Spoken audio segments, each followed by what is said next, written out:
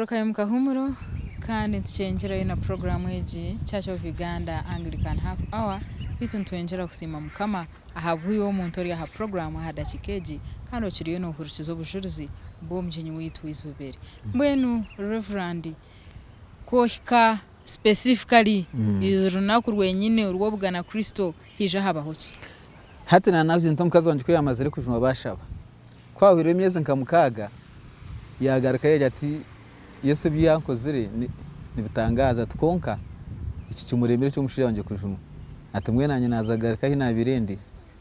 abisho bajyango hapana humura katwongere tumuze mutugira tushaba gumisereza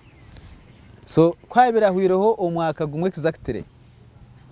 najuno yacha Yesu Kristo nkumukino w'amagara ganje omwaka gwe 2022 kabiri 2020 ukwezi kwa kabiri zikazira shankiye nazicuro tukaba twaruga umumbanywani bitu babarokore abanashana umukazi wanje nangwa batugambira ngati nikiriza kujuma kutwakira umuhanda ntutaha nambye ati yitu no manya international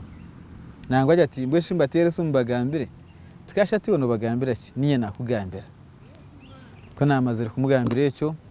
the following Sunday nazo mukanisa na hamisirizo kujunwa kwanje so kuna yeze kujunwa eriyendaga nina ibiri nkozera na stani hati nagishazamo anyantumbwenu hati nje gukora noha nje gukora mukama natandikira mu ursense ndi church warden kakora mu ursense imyaka 3 wahereza to kujunwa wakano tungata ito aba church warden na ikanimba church warden nkashangana baza kurunda kandi nko muntu wabira tuyiro mu town kandi abantu binji bakandi bamanya nusoro bure na bintu tajundwe kikaba kitakwetenga gukora campaign ako after all nabwo church warden to gukora campaign bajanga umurundo mu bantu amukurengo no basa gukora kana nyikanyihire yo kuhereza so namara imyaka 3 nikora nka church warden umwe narugiremu umwaka wa 2011 nintoranwa ninza mukono kushoma obwahore obwo kushoma obwahure kikaba kiri cyo kugira ngo batorana ha muntu ningo kagiro kwetu wakwinje munonga nkashaba kwenda kushoma kubo muhereza we kanisa oyujwire actually kuba umwahure to be specific 2026 nkandi yo mu kishenge kimwe nyina ho musigazo umwe namwe tatwashaba tinyundo nshabire nyiraza shoma bwahure kunga kanta ari kumanya niza kubushomera nkahe kandi niza kubushomanta kandi nindaba nkahe kanta kukimanya toro 2026 nategereza kusiye 2011 cyo cyamasango akaba emyaka 5 rahanga atakagarukire mushara yanje ina 29 ahagataho ngira nta tungwene byo bwahure nusha byakererwa ntikanze mukono nzo kushoma masters za counseling psychology counseling naza mukono niza forms banyeta interviewing abanya admitting on masters kubanya admitting on masters kora beniza kuzayo hagire byantega nsate nazayo konkeje keri ntekateka yarhanga after 1 year nanyanta tatumbwene ubunyine degree yanje na bwenkana shomera na postgraduate diploma from MUST ngira tati rekangende nze a Road Movement Center nshome course ya law. It was taking administrative course for 1 month nishenzo kushabo bwagombora ningambe ekao naza actually I tried twice naza mu rwo kubanza they admitted me ukumura ko ubwire ko bwakere no admission no kan wat meeting every May May tanaza I tried the second time I also failed to go. I remember it was one Sunday na hurira ko muri nyeri yaje ngo utarigaruka kurondo murumo ngo iwotegereza nyindi kwiruzo murumo ngani kiragura amahurire ga New Vision ga Mande akwarimo job adverts nyinshi kandi emirimo mingi nabenya applying bakabansho listing so I from there najya ntigaruka gura ihurire tendigaruka kuronda murumo now 2011 what is very surprising tukaba turi aho mu cathedral umukasheshe morning devotion ya staff the Social Education Secretary ajati abantu nimushaka kugira ngo twohereze abantu kuza kushoma tukubagambira ati mwenu ariho scholarship uri kwenda kuza kushoma ubwahure aije ati kandi okusubmitting in applications ni hatisha munana deadline kwiyamazire kukigamba namwirukangaho nayiko mu office ntimpa forms zizo nkanyangwa ari forms zo kuyuza ati forms zero make your handwritten application uze omwahure priest wawe akurecommending uzo wa chidikoni akurecommending then oronde hono ndisho umuntu orukumanya akwanchira recommendation letter aho bikaba biri mu ruhanga it took me like 4 hours byona nkana biherzi na submitting in before the deadline and I waited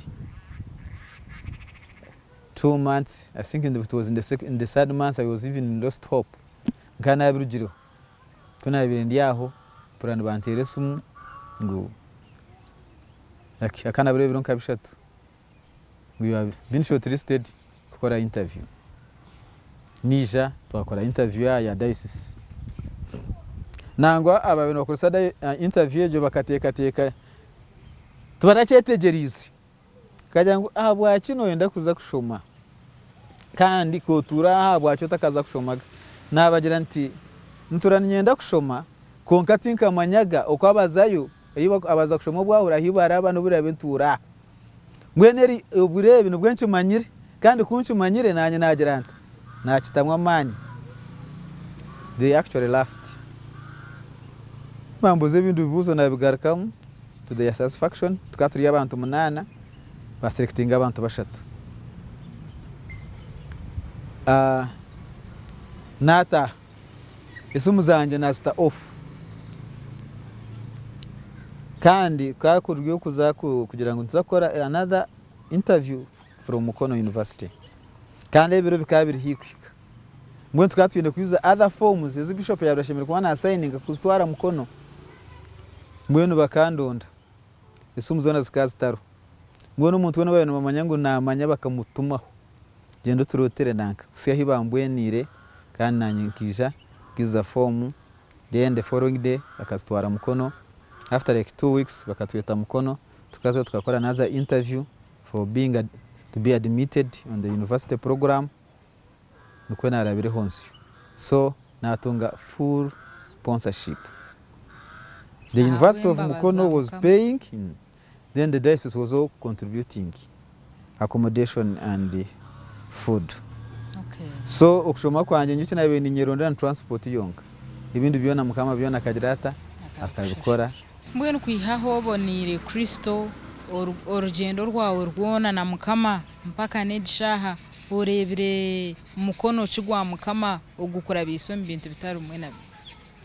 nyenda kugambira betting bahanga no kutangaza icyo kubanza ntaka kuntwabire kutwagira kuba ordained baturangira ngo ukurugera izoba uri chaplain wa bishop no mu rumo gunabire ni nyanga aha mutumwa nkanye nchimanya ngo ene bodi nabasakwa chaplain kunga nkanye mati kuna kutunga opportunity bambuza kuzo mparish ikinde cyane ntarukwenda no kuba chaplain wa bishop icyakabiri no kuba chaplain wa mashomero nkanye nda kuzo mu kanisa kaba a parish priest. If I had gotten that opportunity anyway to be asked where you would go nana barahanje ina andikira muhero kandi ant preferably haba arochi bakwenda ngunkore I should be a parish priest but hawja ngunyisirwe ruhanga nimbasa kora umurimo gona azironga azabantum surprisingly icyo nabere ni nyanga nicyo bangambiri konka before that nkana atungire korekwa ngo I will be working with the bishop tena chitwara serious. Even I told about it with my wife. Mwe nukumbani yaho ngo chaplain wa bishop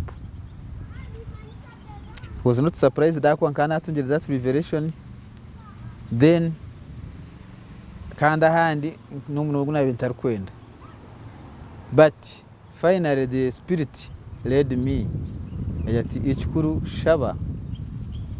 mukamo umurimo gwarakwiriza bintu wagirota bintu wakora konka I have enjoyed it. gumberera umurimo murungi and bishop wanje amberira omuzire anyorirege kandi yankozesa after yamara ku identifying my talent. I'm a preacher. Okay. And when I preach, bet hata na kubura no basa kujumwa umuntu gwa kabiri. Ngahanyo kajunwa kareti nceyo. No basa kujumwa umuntu gwa kabiri uje tugwenu otugure akabana nchiro tati reka njunwe. So kunjiro mu gishogwe ubwo kubura ngiri omudayisisi ya Ankole. Kuya bishop yamara ku identifying talent yeje ngo eriyo murinye. Last year alone I made 46 sermons on behalf of the bishop. And Anglican set up tariho umuntu ushemere kuba naburura bishop yabaro and service eje yabaneba eyebembirwe bishop konka ahabwe mbabazarahanga umwaka gwahwire na janti 2015 I made 46 sermons on behalf of the bishop of Ankole diocese. Hata shara yanje kuiha actually kuyanka last year okwa mukaga it has been mukama ecyo kwenda ngo nkore chimbisize na lyawe niki mbwenu wacu bwine ninga mukama atakagarashirimo. I'm still nchirwagataho ndiyo ningira ki kunkubura abantu baje nwancho mukama ari kwenda ngo nkore narare hikinde cyari kwenda ngo nkore nkiro nincho mubuze cyenkwenda ngo nkore konka finally ekikunje amakore cyo niki reka nkushomereho imshorongo ebiri tumshorongo gwa 35 kusiya gwa 37 hazana hagira hati ngo umuntu umurungi ayiha ebirungi omuyibikiro rye irungi omuntu umurungi nayiha ebirungi omuyibikiro rye irungi ekiri kumanyisa ngo waba otari umurungi nebyo bikire byona ne babiri bibi haza kogumiza mwahansaho agarakagira ati umuhandicyo gu Matayo agira ati no mubi ayiha ebibi omuyibikiro rye eribi 36 ngo kandi nimbagambira nti ekigambo ekitine buryo cyona eki abantu bari kugamba kiryabatonganira ahakiro cyo kucyurwa ho rubanje mbwenu bete kigambo cyo rugambi izoberi nicyo kirituma wasingo rubanja inga wazo mugihena narwaza umuyiguru ninga batonga amagaragataho hazo gwashatu na mushanju ngo kishoboraje ngo ebigambo byawe ebi ogamba nibyo biri kwisaho orubanje narishi nibyo biri kusingisa orubanje ecyo nkimanyisa ki nkimanyisa ngo ekindi kurwanira yizoberi no jangu ahizoba rya hamuheru ntari singo orubanje mbe ndiyo musinguzi nzo magaragataho ntarikora cyo kinabira ndagina na sitani mundu go kubanza cyo kugira ngo nzo mugehena kandi kungira kwetegeza nashangu ebi ndakorera nibyo birantware kuriya izoberyo Yesu Kristo kwarigije kucyora abahurire n'abafiro rubanja tuturuhoza arigisha n'ekitabo nashoma abo kuba urubanja rwawe n'urucyero rwa ukiryo munsi mwene cyo cyurukunjemo okubure ngiri cyo cyurukunjemo ubundi okukora umurimo gwo nakubira ntakukozere cyo cyukunjema kungaruza hansi ka Petero kwa kutugambira ati umushora yuko Petero yukubanze shura ya 5 umushoro gwa mukaga najya ati oyo cyureze hansi ya hanga yo mukono gwa rango gwa mani burero buna kuburushika akutungure so cyo cyutuma nayo cyureza ngo amuherwa byona rahanga yana ntungura nintunga magaragataho izana rya mukama regereta rihimbisubwe icyo cyukunjema Jenzo wanjo ari ha program Church of Uganda Anglican half hour obo buri obujurizi bwa chaplain wa bishop aha diocese ya Ankole ningashi Ankole diocese yabari Reverend Alfred Tumushabe yatugambira ebigambe ebyo nekimanyisa ngwiwe owabaroho omubyo rukora omubyo rugamba manyangwe ebintu ebyo rugamba nibyo birije kucwisa omushango byo birije kucwera rubanja nabwecyo stand on yerinde ebigambo byo rugamba bitija kucwera omushango the other way round omutebe kanisa nabandi komujuni beti ahabwa mugenzi wanje kandi mukama yachikunzire tuje kureba no murondo gondi mugume